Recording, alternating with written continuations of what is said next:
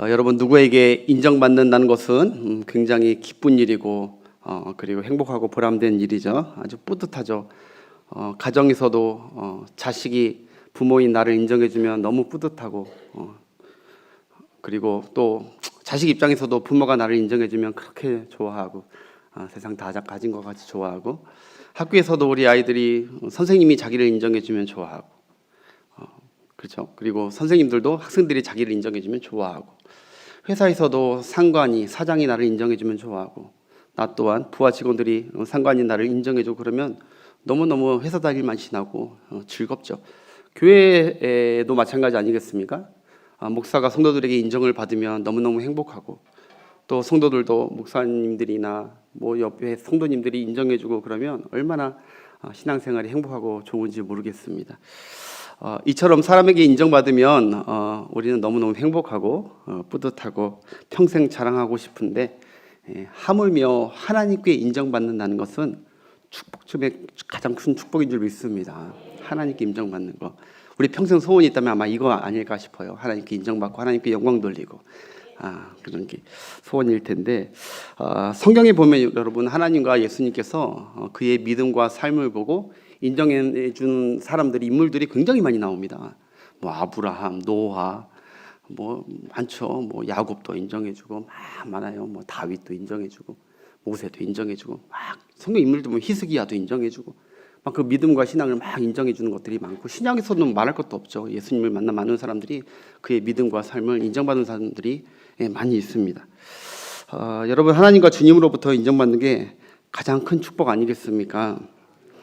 때론 그래서 지금 비록 내가 혹시나 사람들에게 주위 사람들에게 인정을 못 받는다 하더라도 그것보다 더 중요한 것은 내가 지금 하나님께 인정받고 있는가 그것을 늘 한번 기도하면서 여러분 그 길을 꼭 더 추구하시는 여러분 되시길 바라겠습니다.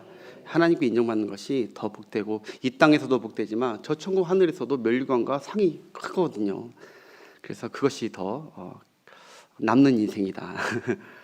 우리나라 일제시대 때 수많은 사람들이 신사참배하는 거 그거 왜 거부하냐고 인정 못하겠다고 그렇게 막 거부할 때 끝까지 나는 하나님께 인정받겠다. 사람 무서워하지 않겠다.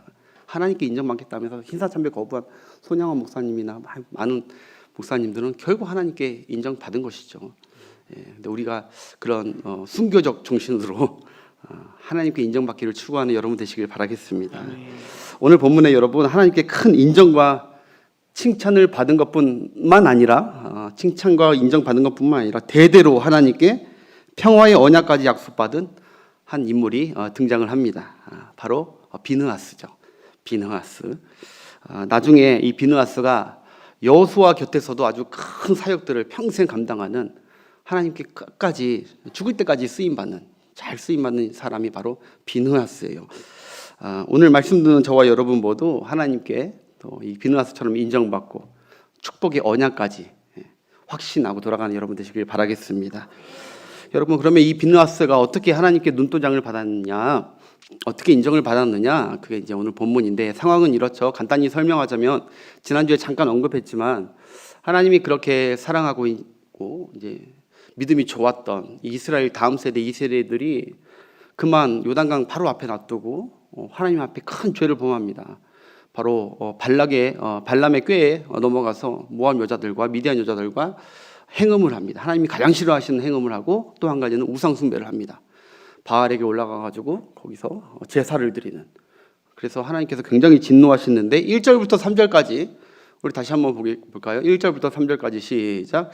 이스라엘이 시딤에 머물러 있더니 그 백성이 모압 여자들과 음행하기를 시작하니라. 그다음 그 여자들이 자기 신들에게 제사할 때에 이스라엘 백성을 청하매 백성이 묻고 그들의 신들에게 절함으로 이스라엘이 바알 부올에게 가담한지라.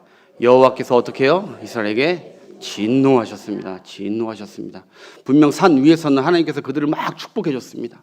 내 사랑하는 자들이라고 누가 감히 저들을 건들 수 있냐고. 저들은 영원히 홀로 영원한 내 백성이라고 막 축복하고 있는 그 와중에 밑에서는 이 하나님의 백성들이 배교하고 하나님 제일 싫어하는 영적 간음을 저지르고 있는 것이죠. 하나님께서 크게 진노하셨어요. 그래서 하나님이 모세에게 즉각적으로 조치를 명하십니다. 4절 보겠습니다. 4절 어떻게 하라는지 시작. 여호와께서 모세에게 이르시되 백성의 수령들을 잡아 태양을 향하여 여호와 앞에 목매어 달라. 그리하면 여호와의 진노가 이스라엘에게서 떠나리라. 아멘. 하나님이 심각한 이제 조치를 내리죠. 백성의 12지파의 지도자들을 다 장대를 매달아서 하늘에 태양이 되고 목매달아 죽이라는 거예요. 지도자들이 잘못 이끌었다는 아주 하나님의 심판이시죠. 너희들이 백성들이 이러고 다니는데 가만히 있는 너희 지도자들 세워라. 장대에 매달아 태양에. 이건 거의 바깥 다른 민족들이나 다른 나라들이 하는 아주 참혹한 그 처형을 하나님께서 여기서 명령하십니다. 그만큼 하나님의 진노가 엄청 찼다는 거예요 지금. 그리고 또 모세가 이렇게 얘기해요. 각 지파 백부장, 천부장들에게 이 일에 가담한 그 배교하고 가담한 모든 자들을 다 색출해서 다 죽여라 이렇게 해요. 5절에 나옵니다. 5절 그 다음 절 시작. 모세가 이스라엘 재판관들에게 이르되 너희는 각각 바알 부올에게 가담한 사람들을 아니라 모세도 지도자로서 강력하게 조치를 합니다. 육적으로 간음하고 영적으로 간음한 그들을 심판하라는 것이죠. 이렇게 살벌하게 하나님의 심판이 이스라엘에 진행되고 있는 이런 살벌한 상황임에도 불구하고 철딱선이 없는 한 사람이, 눈치도 없는 한 이스라엘 백성이, 지도자라는 사람이 그때 이 미디안 여인, 그 제사들이 그 음행하는 그 여인을 자기 막사에 데리고 들어가서 그 짓을 벌이고 있는 것입니다. 백성들이 저기서 지금 심판이고 막 난리가 나는데 저기 데려가지고 그 짓을 하고 있는 거예요. 6절 한번 보겠습니다. 6절. 그래 오늘 보면 6절 시작. 이스라엘 자손의 온 회중이 회막문에서 울 때 막 서로 죽어나니 가족들이 막 죽고 있으니까 막 울 때에 이스라엘 자손 한 사람이 모세의 온 회중의 눈앞에 미디안 한 여인을 데리고 그의 형제에게로 온지라. 아멘. 데리고 이스라엘 이 거룩한 여기 이스라엘 진영에도 데려왔다는 거예요. 그 형제에게 온지라는 것은 데려왔다는 거예요. 밖에 나가서 한 것도 아니라. 이 사람들이 누구였는지 14절 15절에 나오는데 이렇게 나와요. 남자는 누구냐? 12지파 중에 시므온 지파라고 있어요. 그 시므온 지파의 지도자예요. 지도자인 시므리예요. 시므리의 뜻은 찬송하는 자인데 하나님께 찬송하는 자였던 것 같아요. 시므리 이 사람이 여인을 데려왔는데 그 여인이 누구냐? 미디안 족속 그냥 여인이 아니라 수령의 딸이에요. 바로 고스비라는 여인입니다. 고스비라는 뜻은 속이는 자입니다. 속이는 자, 말 그대로. 이들은 이 사건의 주동자들입니다.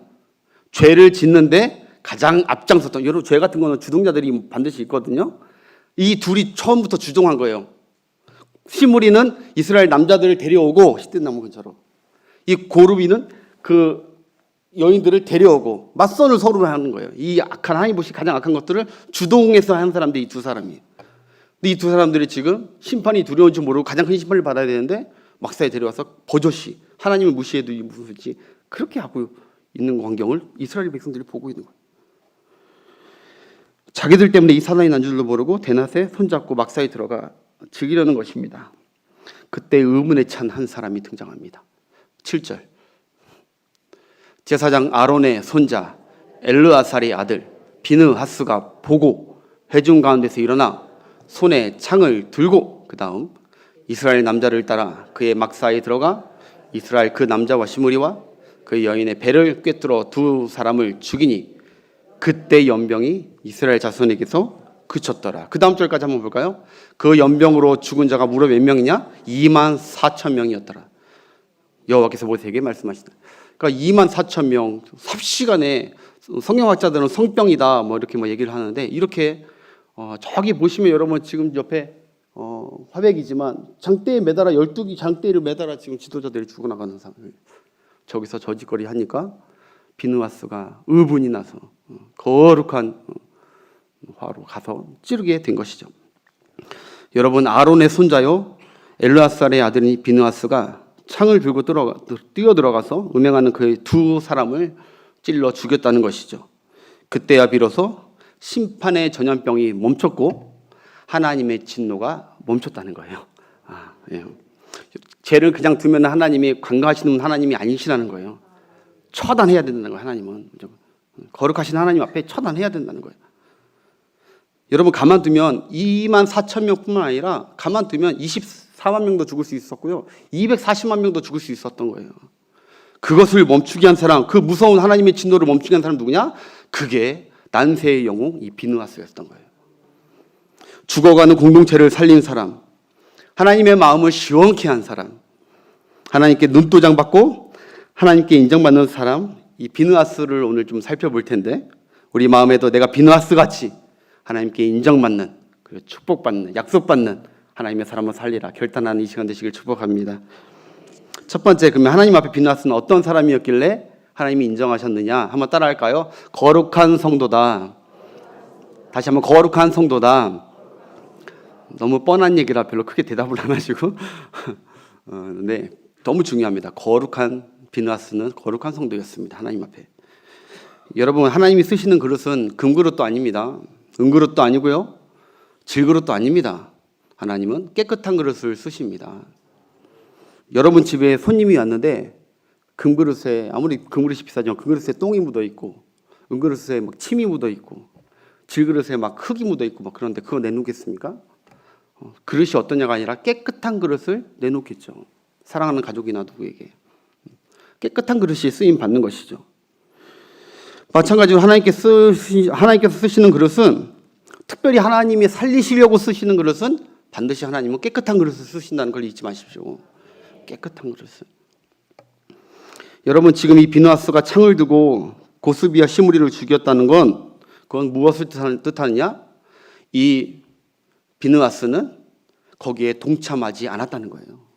동참하지 않았기 때문에 가서 그것을 못 보고 하나님의 거룩한 분노를 가지고 질투심을 가지고 그걸 찌를 수 있었던 것이죠. 즉 비느하스는 거룩한 삶을 살고 있었던 거예요. 자기도 행음하고 우상 숭배했다면 여러분 어찌 거기 가서 당당하게 거기 그걸 찌르겠습니까? 그러면 하나님의 심판을 받죠. 너도 똑같은 음행이 있으면서. 근데 그는 그렇게 가담하지 않았다는 거예요. 따라서 비느하스는 대부분의 남자가 행음하고 우상 숭배할 때 자기의 거룩함을 지키고 하나님의 삶으로 거룩함을 구별되며 자기는 거룩함을 지키고 구별되게 살았다는 거예요. 하나님 보시기에 너는 깨끗한 자다, 거룩한 자다, 구별된 자다, 이렇게 여김받는 자였고, 또 하나님께서는 심판하시면서도 여러분 동시에, 그 명심하세요. 하나님은 심판하시면서도 동시에 사람을 찾습니다. 심판하시면서 사람을 찾으시는 하나님이에요. 그 어떤 사람이냐? 내 진노를 멈추게 할 의인들, 거룩한 자들을 찾는 거예요. 하나님은. 모세와 같이 아론과 같은 거룩한 중재자를 하나님은 심판하실 때마다 찾는 거예요. 심판. 하나님은 비느하스가 이 중재와 속죄에 적합한 자이고 합당한 자임을 인정하셨습니다. 잘했다고. 평소 자기를 깨끗하게 하고 거룩한 그릇으로 준비된 것을 하나님이 이미 다 아셨죠. 여러분, 우리도 그런 것 같아요. 남들 다 장사하고 하면서 다 사기치고 조금 저울치기도 하고, 그러면서 이윤을 조금씩 남기는데 뭐 이런 것까지 다 그러느냐? 다른 사람들도 다 그러는데 뭐 이런 것까지 빡빡하게 그러느냐? 신앙생활은 신앙생활이고 삶은 삶 아니냐? 이렇게 생각하는 사람, 여러분, 이런 사람은 절대 하나님께 절대로 쓰임받지 못합니다. 거룩한 그릇을, 정직한 그릇을 하나님께서 쓰시는 줄 믿습니다.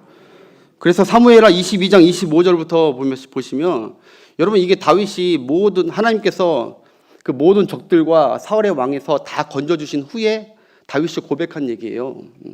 고난을 지난 후에 고백한 얘기인데 거기서 이렇게 나와요. 그러므로 여호와께서 내 의대로 그의 눈앞에서 내 깨끗한 대로 내게 갚으셨도다. 이렇게. 그 다음, 자비한 자에게는 주의 자비하심을 나타내며, 하나님은 자비한 자는 자비로 나타내 주세요.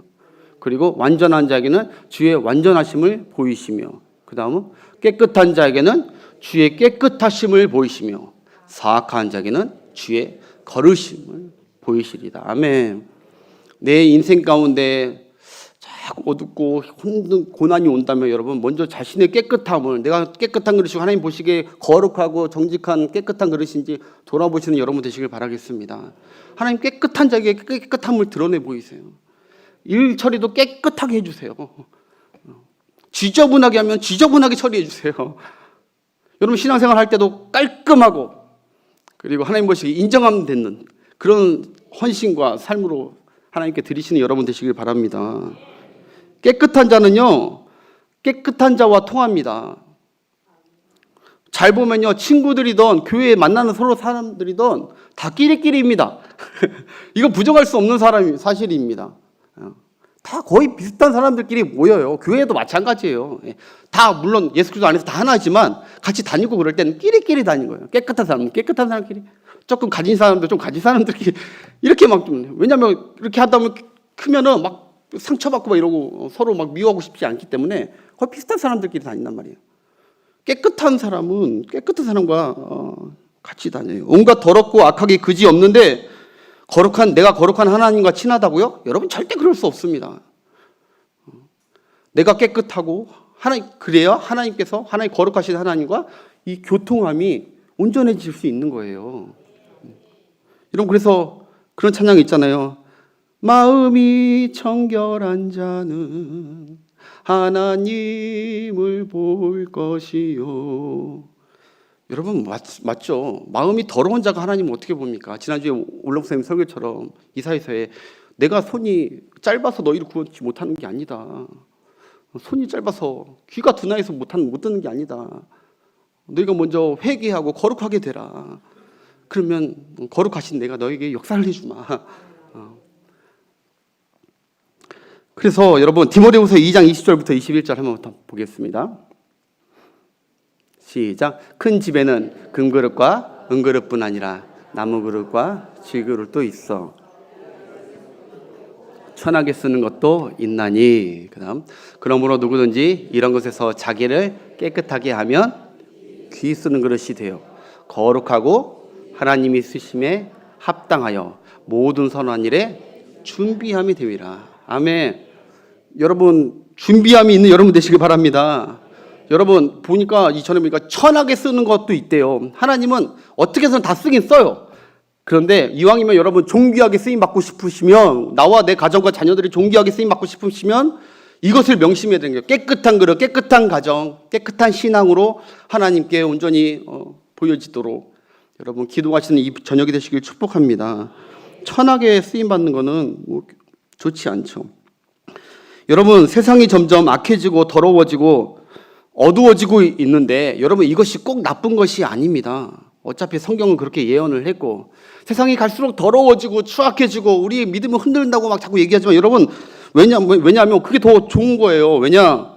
세상이 악하고 더러울수록 깨끗한 신앙은 하나님 눈에 더 돋보이게 잘 띄기 때문에 그래요. 세상이 더럽혀진다 같이 더럽혀지자 하면서 같이 흘려가지 마시고 세상이 더러워지면 더러워질수록 나는 오히려 더 밝게 깨끗하고 거룩하게 하나님 앞에 쓰려고 하는 예배자로 간다면 하나님이 어딜 가든지 그 깨끗한 자를 예배자를 보면서 하나님 두루두루 찾으신다니까요. 그런 예배자들을 쓸 사람들 찾으세요. 하나님 더러운 거 안 쓰세요. 깨끗한 자를 쓰세요. 깨끗한 자. 온통 거물수록 하얀 점 하나가 더 눈에 확 띄듯이 하나님은 그렇게 하나님께 쓰임받는 자들은 그런 자들이에요. 비누아스는 친구들 다 이방 여인과 놀아나고 악을 행하는데 자기 몸과 신앙의 절개를 지키는 이 비누아스를 하나님이 딱 보고 계신 것이죠. 다른 사람 다 친구들 가자 뭐 어때 이러는데 네 말 같지도 않은 얘기하지 마. 이 사단아 그러면서 딱 자기를 지켰던 거예요. 여러분 비누아스 나이가 어느 정도 될까요? 여러분 그의 할아버지 조부 아론 제사장이 123살에 돌아가셨어요. 얼마 전에 123살에 얼마 전에 돌아가셨어요. 그러니까 대략적으로 그 아들 엘르아살은 아마 40년 턴으로 해서 한 80세 됐을 것이다. 그렇게 해요. 그러면 그 아들 이 비느앗은 아마 40대였을 것이다. 이렇게 했는데 그 말이 맞는 것 같아요. 40대였을 것이다. 여러분 40대가 어떤 나이입니까? 제가 47인데 피 끓는 젊은 나이입니다. 광야 생활만 40년 했습니다. 피 끓는 나이입니다. 군대 다녀보신 분 아시죠? 군대에 다녀보신 분들은 행군하다 지나가다가 할머니만 지나가도 가슴이 콩닥콩닥 거립니다. 지나가다 행군하다 지나가다 왠지 모를 이 광야 40년 동안 매일 이스라엘 사람 봤는데 미스 모압 여인들을 보니까 사람들은 다 넘어가는 거예요. 근데 이 비느하스는 끝까지 정죄와 절개를 지켰다. 행음의 유혹이 있었지만 거룩을 지킵니다. 그래서 로마서 12장 1절 2절에 우리가 아주 잘 아는 내용, 이렇게 그러므로 형제들아 내가 하나님의 모든 자비하심으로 너희를 권하노니 너희 몸을 하나님이 기뻐하시는 어떻게 거룩하고 깨끗한 산 제물로 드리라. 이는 너희가 드릴 영적 예배니라. 그 다음 절, 너희는 이 세대를 본받지고 이렇게 하자 저렇게 하자 그런 거 따라가지 말라는 거예요. 오직 마음을 계속해서 새롭게 함으로 변화를 받아 하나님의 선하시고 기뻐하시고 온전한 뜻이 무엇인지 분별하는 여러분 되시길 바라겠습니다. 아멘. 우리 교회가 그런 교회가 되길 축복합니다. 요즘 사람들 다 그렇게 사는데 뭘 이 정도는 눈 감을 수 있잖아. 하나님은요, 남들 다 한다 해도 분별하며 사는 깨끗한 그릇을 쓰십니다. 그런 그릇을 찾으십니다. 하나님은 깨끗하고 준비된 자를 세상에서 거룩한 하나님을 드러내는 그런 자들로 쓰실 것이고, 또 깨끗하고 준비된 자를 죄악된 자리들을 정화시켜버리는 그런 이 거룩한 하나님의 도구로 하나님께서 쓰실 것입니다. 우리와 우리 자녀들이 이런 거룩한 자녀들이 되게 해달라고 오늘 이 밤에 함께 기도했으면 좋겠습니다. 이왕이면 하나님 거룩하게 세상에 휩쓸려가지 않고 하나님의 거룩함을 드러내야 될 그곳에 나의 자녀이 내 거룩한 내 승주가 그곳에 있게 하옵소서. 그리고 더러운 그곳에 정화되고 생명을 살려야 되는 그곳이 필요하다면 하나님 기도하면서 승주를 기를 테니까 하나님께서 은혜 주셔서 우리 승주가 그곳에 가셔서 더러워진 땅, 죄악의 땅에 승주로 말미암아 다시 정화되고 거룩한 하나님의 도구로 써주옵소서. 기도하는 바대로 하나님께서 들어주실 줄 믿습니다. 거룩한 비느하스는 거룩한 비느하스 이 한 사람 때문에 행음하는 주동자들을 처단하고 물리쳤고요. 이 한 사람 때문에 전염병 심판을 멈췄고, 그리고 공동체를 살렸다는 것을 잊지 말아야 됩니다. 한 사람, 이 의로운 한 사람, 거룩한 한 사람, 한 사람의 헌신, 한 사람의 용기, 한 사람 거룩 때문에 200만 명을 살려내고 용서하신 사건입니다. 한번 따라하십시다. 거룩하면 살아난다. 다시 한번, 거룩하면 살아난다. 오늘 여러분들의 모든 문제와 여러분 가정에 모든 있는 것들이, 죽어 있는 것들이 있다면 거룩함을 추구하십시오. 거룩이 있는 곳에 하나님의 살림의 역사가 있을 줄 믿습니다. 우리가 중생하고 영생한 것도 어디에서 비롯된 것입니까? 거룩함에서 온 것입니다. 우리가 중생하고 생명 얻은 것도, 살아난 것도 거룩이 왔기 때문에 살아난 것입니다. 더러웠으면 못 살았습니다. 우리는. 여러분 가정이 예수 안 믿는 집안이라 할지라도, 설사 하나님의 심판이 임박한다 할지라도, 그 집안에 예수 믿는 한 사람이 거룩하면 그 한 사람 때문에 하나님이 그 가정을 살리십니다. 비느하스처럼 그런 한 사람 찾는 거예요. 우리의 일터나 이 나라도 다 죄 지어서 하나님이 도매급으로 다 심판하는 것이 맞지만, 죄인들 사이에 보석처럼 빛나는, 깨끗하게 빛나는 그 의인 한 사람 하나님께서 찾으시면, 소돔과 고모라 그 의인 10명 찾겠다고 하는 것처럼, 5명 찾겠다는 것처럼 그 한 사람 찾으면 그 나라와 그 공동체는 하나님께서 계속 살려주시는 것이에요. 비느하스 같이 기도와 헌신 때문에 망할 집도 망하지 않고요, 망할 회사, 망할 나라도 망하지 않는다는 것을 우리가 꼭 명심하십시다. 그래서 오늘 이 밤에 더러움과 죄악의 자리에 있지 않고 여러분 거룩하신 주님 앞에 나온 여러분들이 비느하스라고 저는 믿습니다. 이 비느하스와 같이 거룩한 주님과 늘 가까이 하고 예배하는 이 생활, 기도하는 경적 교감하는 이 생활 꼭 놓치지 마시고, 이거 너무너무 귀한 것입니다. 하찮게 여기지 마시고 계속해서 기도하며 거룩함을 유지해 가시는 여러분 축복합니다. 그래서 첫 번째가 거룩하고 구별된 자로 하나님께 인정을 받는 것이고, 두 번째가 뭐냐, 따라합시다. 자기 직분을 잘 감당하는 성도다. 이 비느하스는 자기 직분을 잘 감당하는 성도였습니다. 여러분, 하나님과 사람으로부터 자기가 무엇을 해야 하는지, 내가 무엇하는 사람인지를 잘 알고 있었던 사람입니다. 이 비느하스는 뼈대 있고 사명이 아주, 하나님께서 큰 사명을 받은 그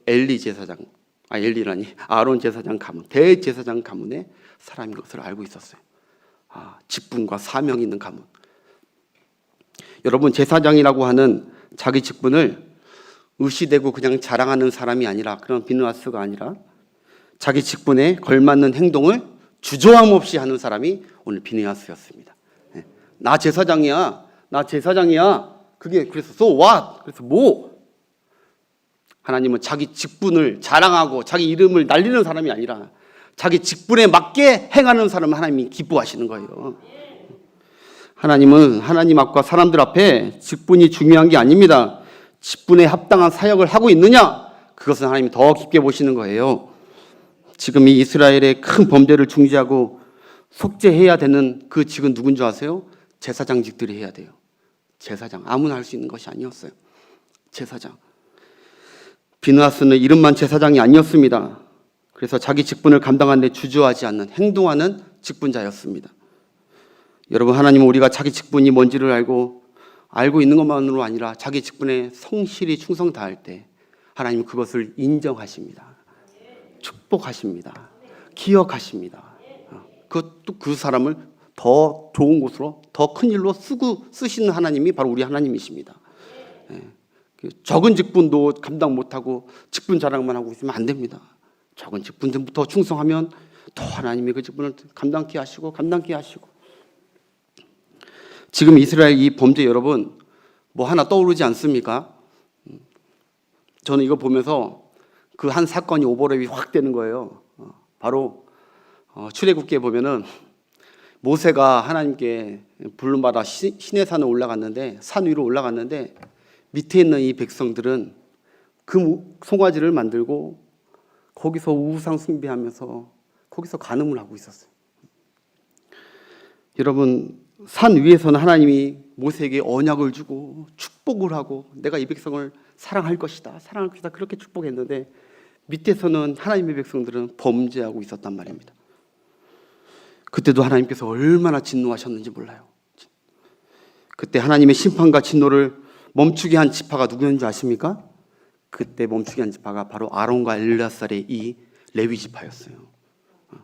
그 자기 지파의 뿌리가 어디서부터 왔는지는 이 비느하스는 알고 있던 거예요.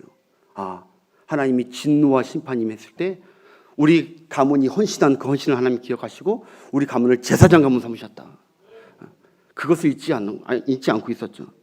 지금 이 사건도 마찬가지잖아요. 산 위에서 하나님께서 축복하고 계신데 그대로 밑에서는 거기서 범죄하고 있는 거예요. 그때 비느하스가 생각했겠죠. 이게 하나님께서 진노하시는 이유는 그때 그 옛날 그 사건이다. 그럼 하나님이 기뻐하시고 이거 해결하는 방법이 무엇일까? 딱 알게 된 것이죠. 자기 직분과 자기가 할 일이 무엇인지를 깨닫게 된 거예요. 여러분, 또 민수기 16장에 우리가 얼마 전에 몇 달 전에 봤지만 고라당 반역 사건 때도 여러분 마찬가지였어요. 하나님께서 이스라엘이 진노하시고 전염병으로 14,700명을 죽이실 때 그때 그 하나님의 진노를 누가 건 줄 아십니까? 모세가 명령했잖아요.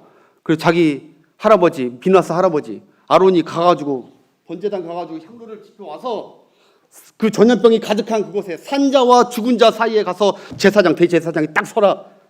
그때 하나님께서 그 전염병을 딱 그치셨습니다. 그러니까 지금 하나님의 진노와 심판이 임할 때 그걸 중지하고 속죄해야 될 사람은 자기 제사장 지파라는 것을 이제 비느하스는 알고 있었던 거예요. 그런데 여러분, 다른 제사장들은 가만히 보고만 있는 거예요. 가만히 보고만 있어요. 다른 직분자들은. 직분 감당을 회피하는 중에 이 비느하스는 거룩한 마음을 가지고 이건 우리가 해야 되는데 이 직분 하라고 우리를 직분 주셨는데 이 일 감당하라고. 그래서 창을 들고 가가지고 하나님의 진노를 멈추고자 속죄를 위해서 딱 창을 찔러서 그 연병과 심판을 딱 멈추게 한 거예요. 자기 직분을 생각만 하고 있는 것이 아니라 자기 직분이 무엇을 하나님의 영광을 위해서 어떻게 사용하는지를 늘 알고 있어서 그 직분대로 하는 사람. 그게 바로 비느하스였다는 것이죠. 할렐루야. 여러분, 성경에 보면요, 직분 따로 행동 따로 한 사람들의 공통점이 있습니다. 직분 따로 행동 따로 한 사람들 공통점이 뭐냐면 다 하나님께 버림받았습니다. 버림받았어요. 여러분, 사울왕 아실 거예요. 사울왕은 왕의 직분을 받았습니다. 왕의 직분을 받아서 왕의 직분에 맞게 그 직분에 감사하면서 잘 감당했어야 되는데 왕의 직분인데 자기가 제사를 나드립니다. 자기 마음대로 왕의 권력을 이용해서 탈취하고 거짓말하고 백성들을 잘 이끄는 것이 아니라 다윗 한 사람 죽이려고 하는 자기 직분에 맞지 않는 부끄러운 삶을 사는 이 사울 왕을 하나님께서 어떻게 하셨습니까? 불순종하는 그 사울을 어떻게 하셨습니까? 하나님이 버리셨어요. 여러분, 사사 삼손도 기억하십시오.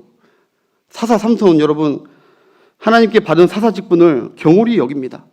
받은 힘과 은사를 그 당시에 고통받고 있는 이스라엘을 블레셋에서 고통받고 있는 그 이스라엘 위해서 블레셋을 물리치는 데 써야 되는데 이 직분을 망각하고 사사인 것을 망각하고 그 이방 여인과 놀아나면서 주색잡기를 떠니까 하나님께서 그 사람을 버리잖아요.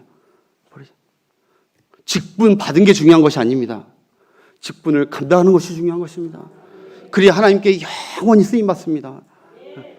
여러분들 다 직분 잘 감당하는 거 제가 압니다. 감사하며. 근데 어떻게 감당해야 되냐? 감사하면서 감당하십시오. 나 같은 자에게 이런 직분 주신 하나님 감사하다고. 저도 그렇게 할 테니까. 그러면 하나님이 그 직분 끝까지 거룩하고 직분에 맞게 잘 감당하도록 하나님께서 은혜 주실 줄 믿습니다. 하나님께서는 왕이냐 사사냐 제사장이냐라는 직분의 이름이 그 이름이 중요한 것이 아닙니다. 하나님께는 얼마큼 그가 그 직을 귀하고 성실히 잘 감당하고 있느냐, 지금 그 직책을 힘을 다해서 잘 섬기고 있느냐, 그걸 하나님이 눈여겨보신다고요. 잘 섬기면 눈도장 받는 거예요. 하나님께 인정받는 거예요. 비누아스처럼. 사랑하는 여러분, 저와 여러분도 하나님께로부터 각자 직분을 받았지요? 다 아멘 합시다. 직분 잘 감당하고 계십니까? 코로나 이후에 직분 내려놓으신 분 안 계십니까? 그러면 하나님 앞에 쓰임 못 받습니다. 직분 감당하셔야 됩니다. 직분이 내게 주신 짐이 아닙니다. 선물입니다. 선물. 내가 직분 감당하는 거 보고 내 자녀들도 직분을 감당하면서 복된 영원한 평화의 언약, 그 축복이 이어가는 거예요. 근데 문제가 뭐냐? 내가 목사다, 내가 장로다, 권사다, 내가 교사다, 이 직이 중요한 게 아니라 거기에 걸맞는 삶과 사역을 지금도 내가 감당하느냐, 그게 너무 중요하다는 거예요.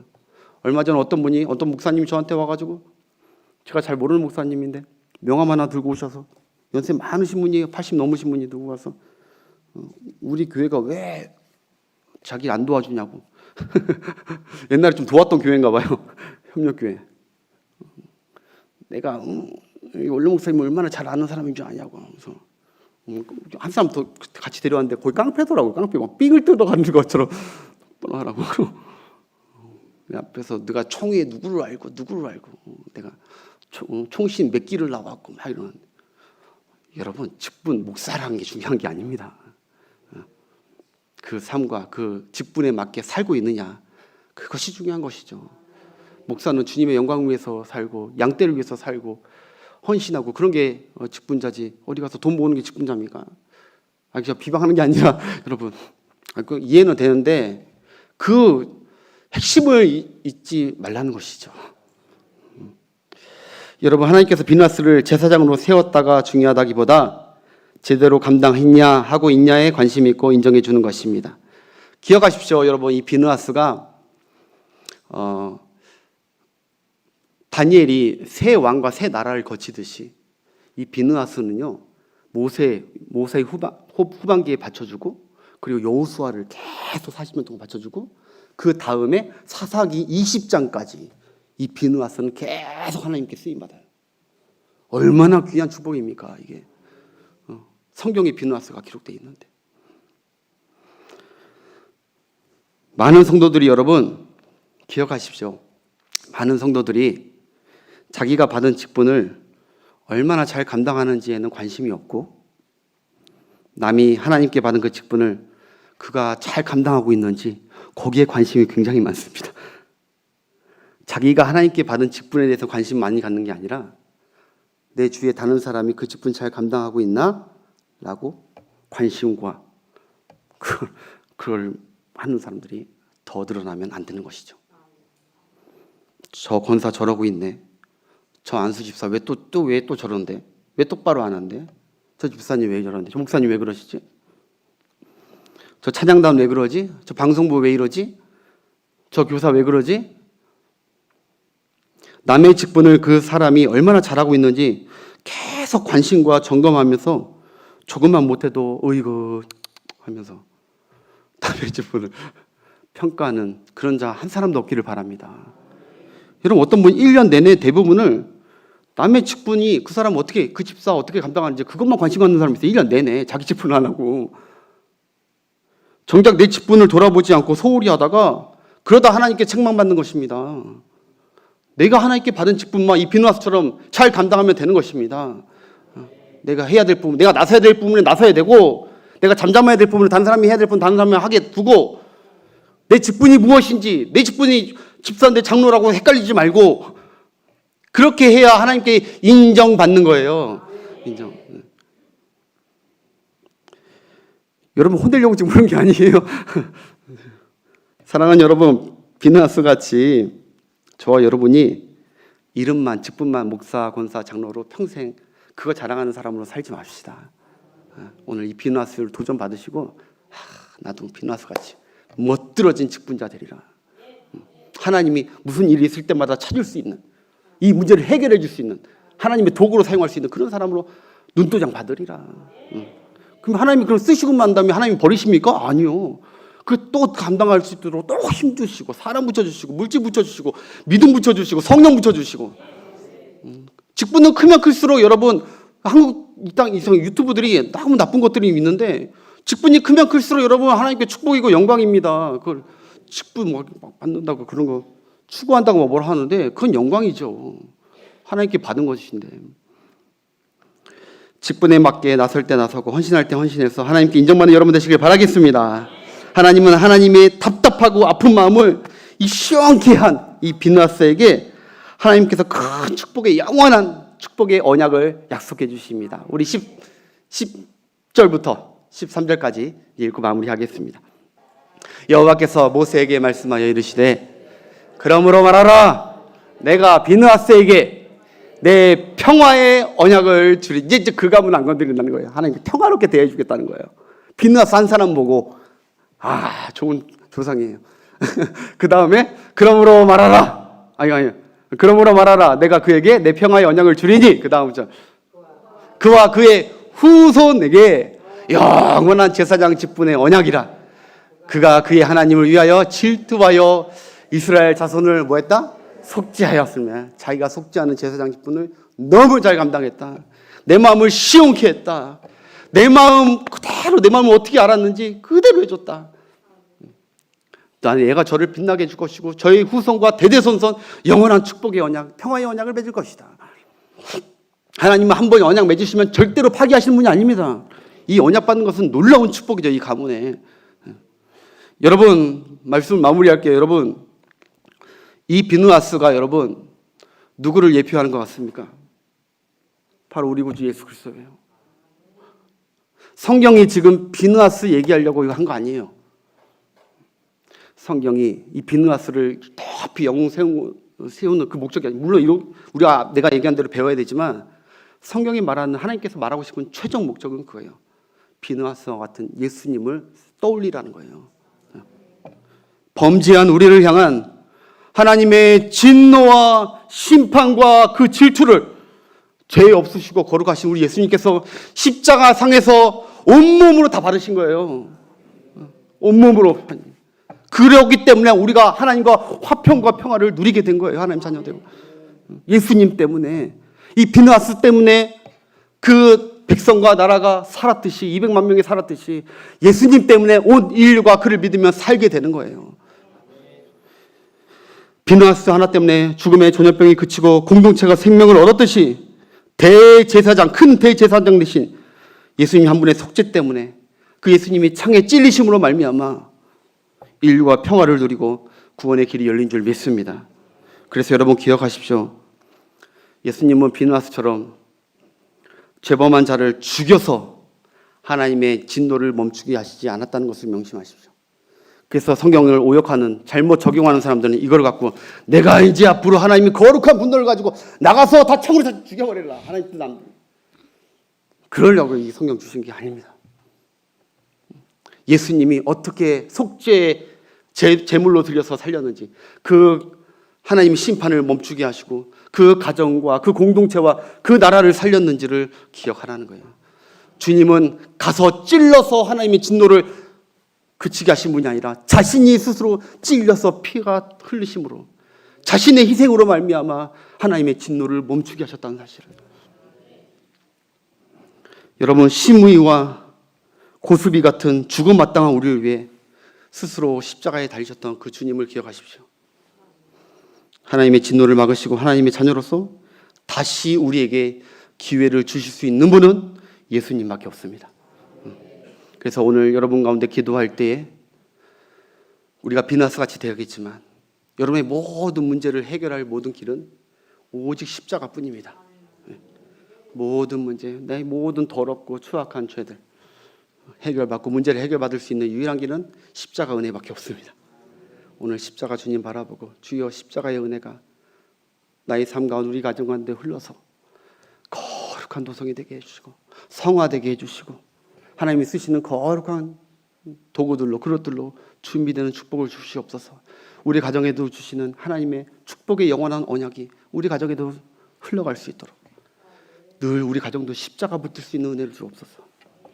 그렇게 믿고 의지하며 살아가는 여러분 되시길 축복하겠습니다. 우리 싱어분들 앞으로 나오시고